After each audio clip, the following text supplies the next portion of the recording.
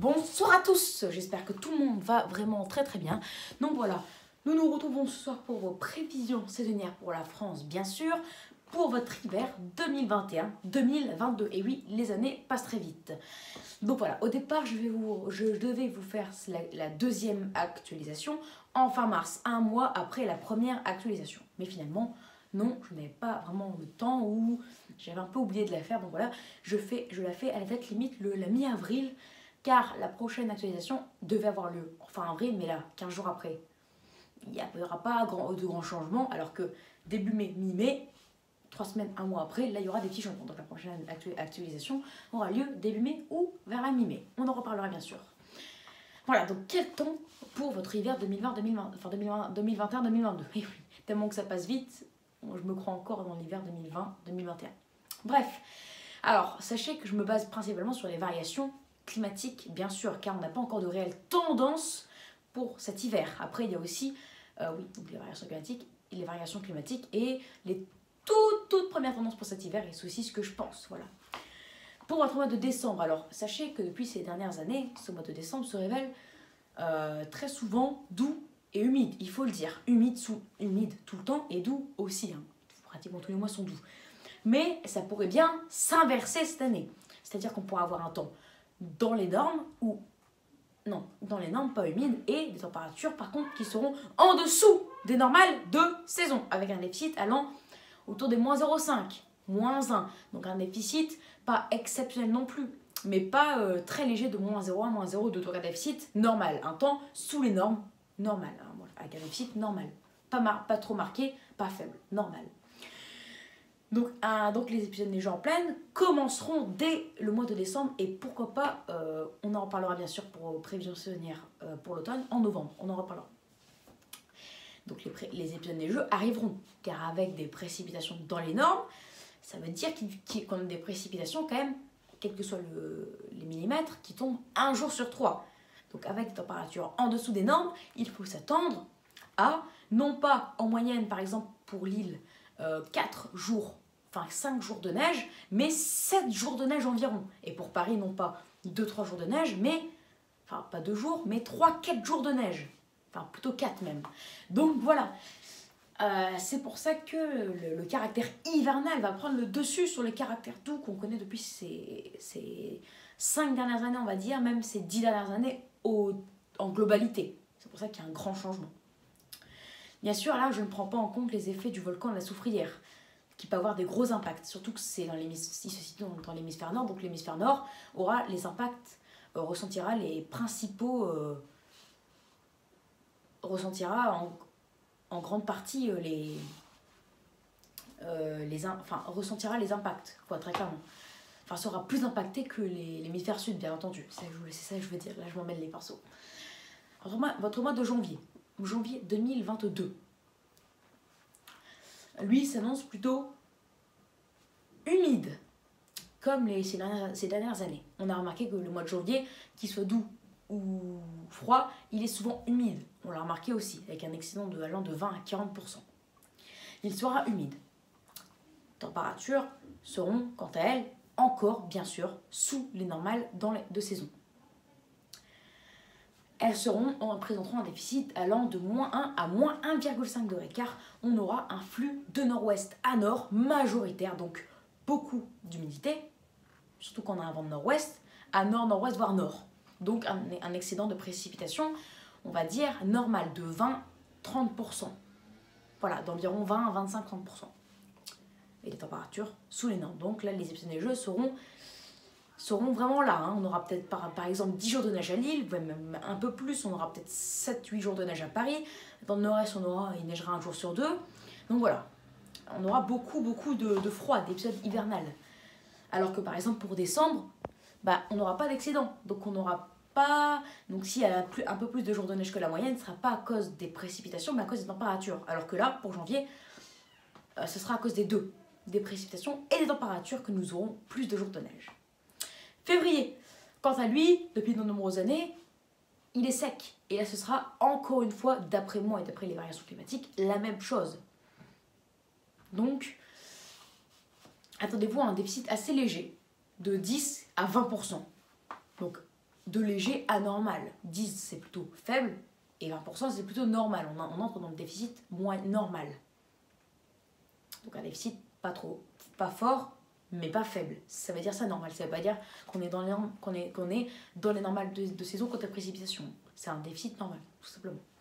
Mais des températures qui sont froides. Et là, on aura une possibilité d'avoir des vagues de froid. Et pour janvier aussi, car si on a un flux de nord à nord-ouest majoritaire, le flux peut, quant à lui, tourner parfois au secteur nord-est et donner des vagues de froid.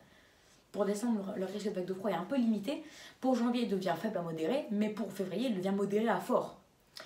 Donc voilà, déficit de température, du coup, s'il y a vague de froid, le déficit sera de 1 à 2 degrés, mais s'il n'y a pas de vague de froid, alors le déficit sera de moins 0,5 entre deux saisons à moins 1 degré.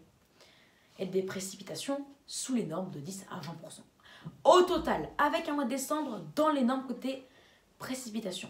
Un mois de janvier qui sera au-dessus des normales côté précipitation avec un excédent moyen de plus 25%. Et pour février, un déficit de 15%. Au total, avec sur les 3 mois, un excédent de plus 10%, divisé par le nombre de mois, l'excédent total sera de quelques pourcents de 3 à 5%. Donc au final, on se situera autour de la norme, avec bien sûr plus ou moins 5%.